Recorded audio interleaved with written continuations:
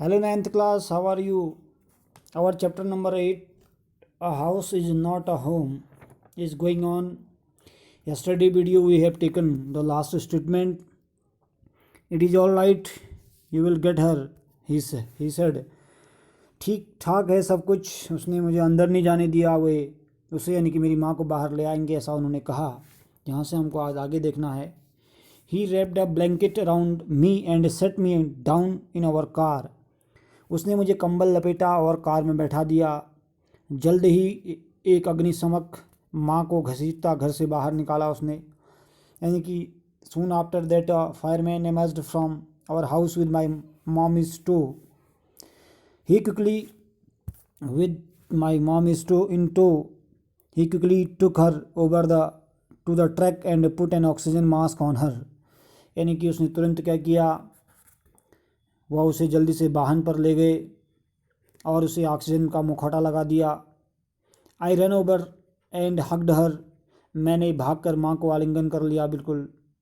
All those times I ever argued with her and hated her vanished at the thought of losing her. यानी कि उसे खोने की सोच में इस समय तक जो मैंने उससे तर्क किए अथवा घृणा की सब गायब हो गए. She is going to be okay. वह ठीक होने जा रही है. Said the fireman. यानी कि अग्निशमक ने कहा. She just inhaled a little smoke. उसने थोड़ा सा धुआं जो है सांस के साथ क्या कर लिया था, अंदर ले लिया था.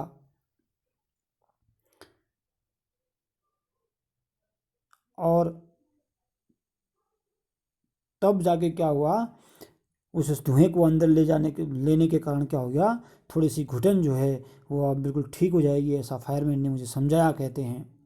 And I sat there dazed and then he ran back to the fire while my mother and I sat there dazed.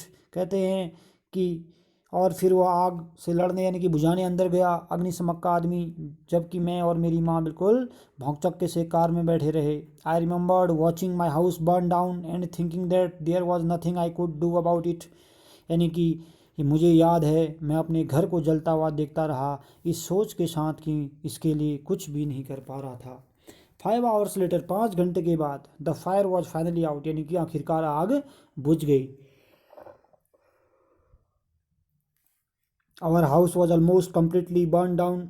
हमारा घर लगभग पूरी तरह से जल चुका था. But then it struck me. तब मुझे अचानक ख्याल आया. I had not seen my cat. मैंने अपनी बिल्ली नहीं देखी. Where was my cat. यानी कि मेरी बिल्ली कहाँ थी. Much to my horror. खौफ से भय से कांपते हुए मैंने महसूस किया. I realize that she was nowhere to be found. मैंने महसूस किया कि वह कहीं भी नहीं दिख रही थी. Then all at once it hit me, the new school, the fire, my car. I broke down in tears and cried and cried. तब एकदम से मुझे ख्याल आया कि नया स्कूल, आग, मेरी बिल्ली. मैं फूट फूट कर रोता रहा. I was suffering loss. मैं बहुत बहुत नुकसान को सह रहा था. Big time. यानी कि मैं बहुत बड़ा नुकसान सह रहा था. The fireman would not let us go back into the house that night. यानी कि उस रात अग्निशमक हमें घर में वापस नहीं जाने दे रहे थे.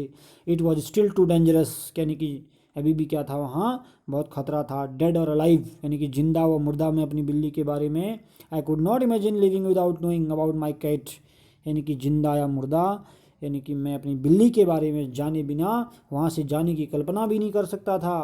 We piled into the car with just the clothes on our backs and few of the firemen's blankets and made our way to my grandparents house to spend the night. यानी कि पहने हुए कपड़ों और अग्निशामक के कुछ कंबलों के साथ हम कार में ढेर हो गए और रात बिताने के लिए अपने दादा के यहाँ चल दिए कहते हैं. यानी कि अपना रात जो नाइट स्पेंड किया मैंने अपने दादाजी के वहाँ की कहते हैं. The next day. अगले दिन, Monday, I went to school. में विद्यालय में गया. When the fire broke out. जब पूरी आग बुझ चुकी थी. I was still wearing the dress. मैंने वही कपड़े पहने थे. I had don one to church that morning but I had no shoes. यानी कि मैंने अभी भी वही कपड़े पहने थे जो मैंने सुबह चर्च जाने के लिए पहने थे. मेरे पास जूते नहीं थे. I had kicked them of one I was doing my homework. जब मैं अपना गृह कार्य कर रहा था तो मैंने उनको किक मारा कहीं दूर फेंक दिया था. They became yet another. तुरंत बाद हमारे घर में क्या लग गई थी, आग लग गई थी. So I had to borrow some tennis shoes from my aunt. इसलिए कहते हैं मुझे अपनी आंटी से उनके टेनिस के जूते उधार मांगने पड़े। Y could not I just stay home from school, यानी कि मैं स्कूल जाने के बदले घर क्यों नहीं ठहर सकता। My mother would not here of it, यानी कि मेरी माँ ऐसा कुछ सुन नहीं रही थी। But I was totally impressed by everything, लेकिन मैं हर चीज़ से पूर्णतया शर्म महसूस कर रहा था। The clothes I was wearing looked very weird, I had no books और homework and my backpack was gone. कहते हैं कि जो कपड़े मैंने जो पहने थे वे विलक्षण लग रहे थे, मेरे पास कोई किताबें, होमवर्क नहीं था, मेरा पीठ का बैग जो है वो जा चुका था, जल चुका था पूरा फायर में। The more I try to fit in, the worse it got. I destined to be an outcast and a geek all my life. That is what it felt like. यानी कि मेरा जीवन उसी पीठ के थैले में था। जितना मैं व्यवस्थित होने का प्रयत्न कर रहा था उतना ही खराब होता जाता। क्या मेरे भाग्य में सारी उम्र ये छोड़े घोड़े की तरह हाँके जाने ही लिखा था, ऐसा सोच रहा था। कहता है वो, चेंज और have to handle life if it was going to be this way I just wanted to curl up and die. यानी कि कहते हैं मैं बड़ा होना, बदलना अथवा इसी तरह के जीवन को चलाना नहीं चाहता था, मैं सिमट कर बिल्कुल मरना चाहता था। कहते हैं डाई होना चाहता था। I walked around school like a zombie, यानी कि मैं स्कूल के इर्द गिर्द और मूर्ख बिल्कुल निरुत्साहित व्यक्ति की तरह घूमता रहा। और कहते हैं everything felt surreal and I was not sure what was going to happen, यानी कि सब कुछ अजीब सा लग रहा था और मुझे कुछ पक्का नहीं था कि क्या होने जा रहा था। All the security I had known from my old school, my friends, my house and my cat had all been ripped away. मेरा पुराना स्कूल, मित्र, मेरा मकान, बिल्ली, सब जो है बलपूर्वक क्या कर लिए गए थे, मुझसे अलग कर लिए गए थे, यानी कि सब चीज़ों से मैं दूर हो गया था। वन आई वॉकड थ्रू, यानी कि जब मैं क्या कहते हैं, one I walked through that what used to be my house after school that day, I was shocked to see how much damage there was. Whatever had not burned was destroyed by the water and chemicals they had used to put out the fire. उस दिन जब मैं school के बाद उस मकान में चला जो हमारा होता था, तो मुझे जितनी हानि हुई देखकर सदमा पहुंचा। जो जला नहीं हुआ पानी और रसायनों द्वारा जो उन्होंने आग बुझाने के लिए प्रयोग किए थे बिल्कुल नष्ट हो गया था सब। The only material things not destroyed were the photos, album, documents and some other personal items that my mother had manage to heroically rescue. यानी कि कहते हैं जो भौतिक वस्तु नष्ट होने से बची थी वो थी क्या, फ़ोटो थी, एल्बम, दस्तावेज एवं कुछ व्यक्तिगत चीज़ें जो मेरी माँ ने एक बिल्कुल हीरो की तरह बचाई थी, यानी कि उनको रेस्क्यू किया था। But my cat was gone and my heart ached for her, यानी कि पर मेरी बिल्ली चली गई थी जिसके लिए मेरा हृदय जो है उसके लिए बिल्कुल दुख रहा था। फिर कहते हैं there was no time to grieve, यानी कि अब जो था शोक मनाने के लिए कोई समय नहीं था। My mother rushed me out of the house. We would have to find a place to live and I would have to go buy some clothes for school.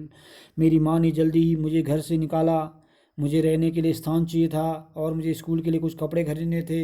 We had to borrow money from my grandparents because there were no credit cards, cash or even an identification to be able to withdraw money from the bank. Everything had gone up in smoke, यानी कि मेरे दादा दादी जी से पैसे उधार लेने पड़े हमें, क्योंकि न तो हमारे पास कोई क्रेडिट कार्ड था, न कोई नगद पैसे थे और न ही कोई पहचान के चिन्ह थे जिससे हम बैंक से पैसा निकलवा सकते थे। कुल मिलाकर टोटली हर चीज़ क्या हो गई थी, बिल्कुल उस धुएं में बिल्कुल गॉन, यानी कि सब डिस्ट्रॉय हो चुकी थी, सब नष्ट हो चुकी थी। यहाँ तक आप आज देखेंगे withdraw money from the bank, everything had gone up in smoke. इससे आगे फिर हम कर लेंगे इसका ट्रांसलेशन और इसके वर्ड मीनिंग आपने करने हैं, ठीक है।